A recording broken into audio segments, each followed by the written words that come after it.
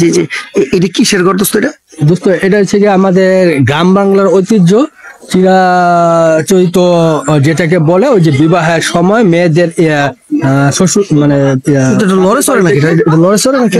শ্বশুর বাড়িতে নিয়ে যাওয়ার জন্য যে পালকি ব্যবহার করতো, আচ্ছা আচ্ছা আচ্ছা, সেই ঐতিহ্যবাহী পালকি। সেই পালকি এখনো আছে? এখনো আছে।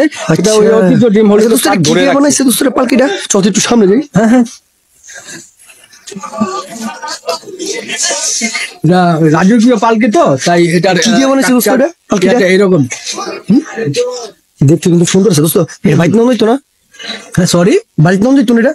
না দোস্ত, এটা সবাইকে মানে ওই আগের ঐতিহ্য দেখার জন্য, ইয়া করার জন্য এটা এখানে দেখছি নি অবস্থা।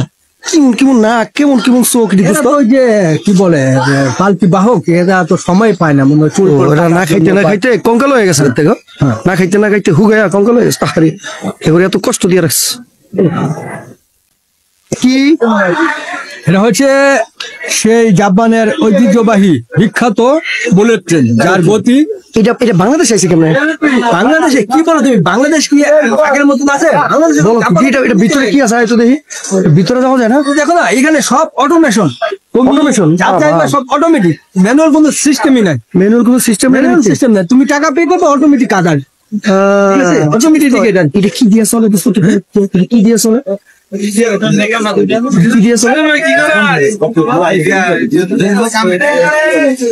তো সাপের মতো দেখা যায়।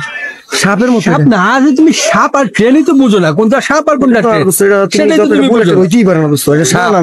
সাপের মতো তুমি কিভাবে বলতেছি? দেখো এই যে এটা লাইট, এটা হেডলাইট, ঠিক আছে? এটা পাওয়ারের আলো, যে আলো মনে করো যখন সেটা রাত্রেবেলা ধারা পুরো এলাকা অন্ধকার হয়, ঠিক আছে? তার মানে তুমি কইছো এটা বুলেট ট্রেন? হ্যাঁ সত্যি তো বুঝো কিন্তু। অফকোর্স। আচ্ছা ঠিক আছে, তুমি বুলেট ট্রেন। হ্যাঁ, এটা 3750 কিলোমিটার। 50 কিলোমিটার? 3750 কিলোমিটার। 750? হ্যাঁ, যখন তুমি উঠবা, নামার পরে তুমি দেখবা যে 2.5 ঘন্টা জার্নি করার পরে তুমি আসছো মাত্র 50 মিটার। এত স্পিড? হ্যাঁ, এত স্পিড। 3750 ভাবা যায়? 3750, কিন্তু 2.5 ঘন্টা জার্নি করার পরে তুমি দেখবো মাত্র 50 মিটার গেছে। এই লোকটা জানি কই দেখছিলাম আমি। যে এটা হচ্ছে জানো, ওই যে লোকটা, বুঝো নাই? ওই যে ওই লোকটা, এই সেই তো সাইরা দিছে। এই লোক সেই লোক গতবার ধরা গেছিল।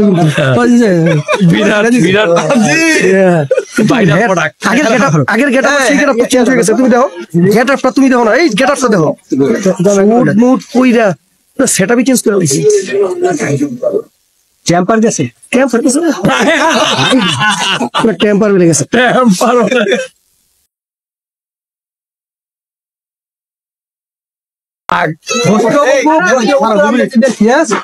শান্তি পাইল না, এখনো ব্লগ চলে।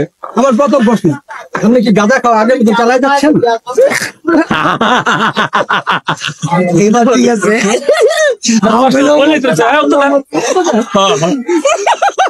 আগের মতো গাঁজা খাওয়া উনি চালাই যাচ্ছে, ঠিক আছে? বাংলা খাওয়া কি ভুলে গেছেন?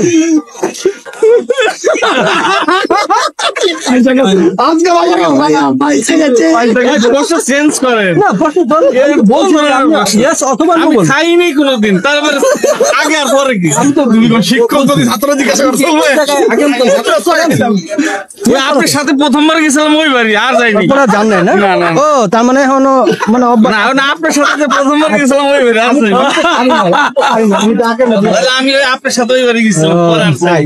সামনে আপনি এখন গাঁজা খাওয়া আগে চালাই যাচ্ছেন, আপনার সাথে শেষ খাইছি।